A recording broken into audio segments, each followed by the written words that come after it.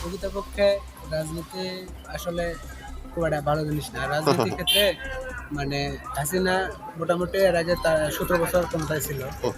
সে দেশে অনেক উন্নয়ন করছে, এটা মানতে হবে। কিন্তু তার হয়তোবা তার কারণে হোক বা তার যেগুলা বিভিন্ন প্রকার পদের লোকজন আছে তাদের কারণে হলেও মানে একটা বিশেষ কারণের জন্য তার আজ এই অবস্থা, ঠিক আছে। কিন্তু সে যে মানে কর্মটা করছে মানে জুলাই যেটা, ঠিক আছে, অনেক মা বোনের সন্তান হারাইছে, অনেকের মানে খেলে জি হয়ে জি গেছে। জি জি জি এতে অনেকেই মনে করেন কষ্ট পাইছে বা এখনো মনে করেন আকাঙ্ক্ষায় ভুগতেছে। জি জি জি সেই হিসাবে বলতে গেলে মনে করেন বর্তমান তারেক রহমান সাবেক প্রধানমন্ত্রী, সে বর্তমান বাংলাদেশে প্রধানমন্ত্রী হিসেবে আছে। জি জি এখন অনেকেই বলতেছে যে হাসিনা আসবে দেশে, আর অনেকে বলতেছে যে আসতে পারবে না।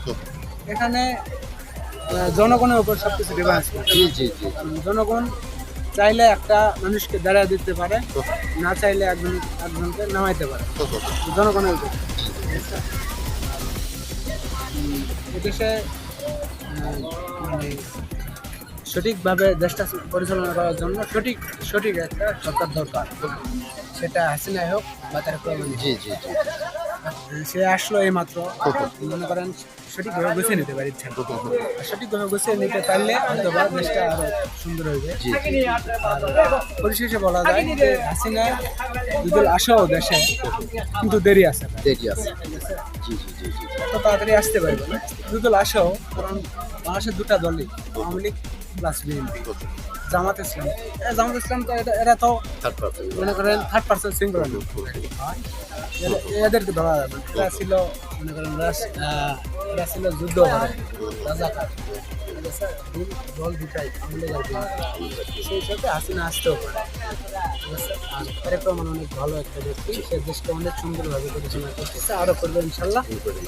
এবং আমাদের সবচেয়ে বড় গর্ব, বিগত ৩৩ বছর পর আমাদের জয়পুরহাট জেলা ২ আসনে কালাই থানা কালাইখাতলা আব্দুলপুরে ডিসি আব্দুল তারিক স্যার, জি জি সে আমাদের এলাকায় মানে মন্ত্রী হিসেবে আছে আছে।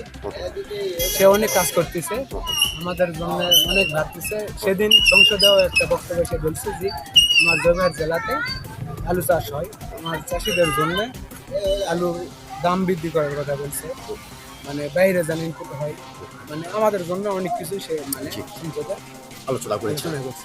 জি ধন্যবাদ বাজার।